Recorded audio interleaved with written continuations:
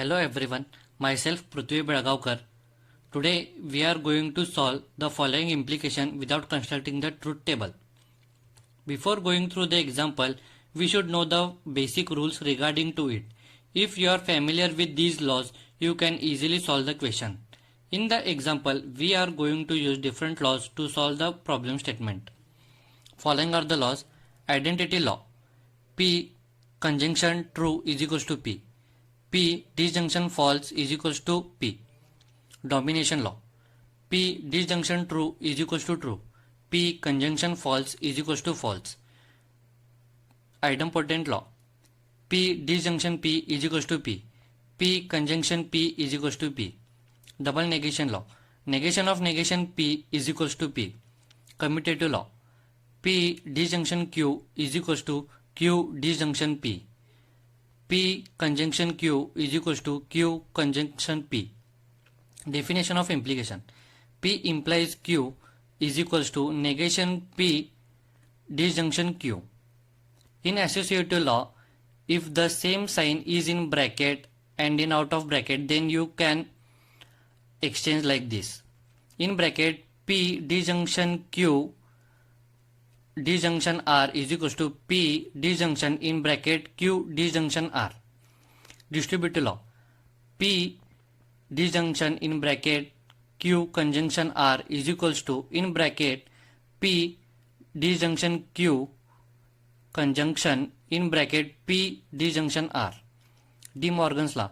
Negation in bracket P conjunction Q is equals to negation P disjunction negation Q.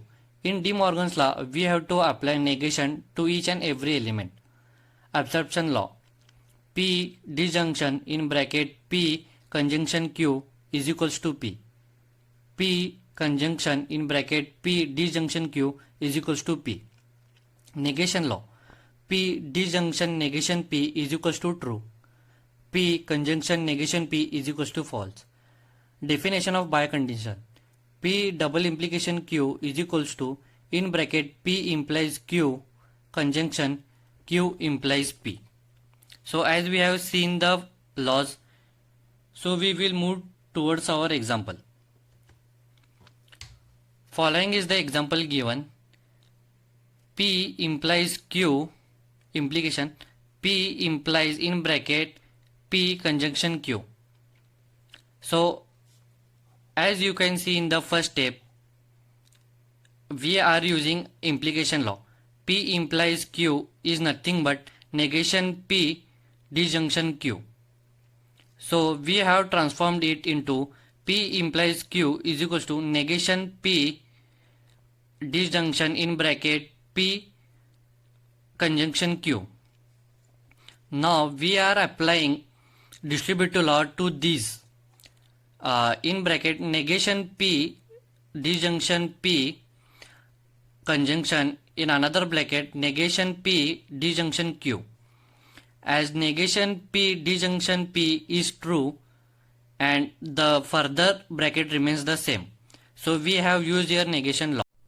Now by using identity law, true conjunction in bracket negation P disjunction Q gets converted to this. By using implication law, the following get converted to this, like negation in bracket P implies Q disjunction in bracket negation P disjunction Q.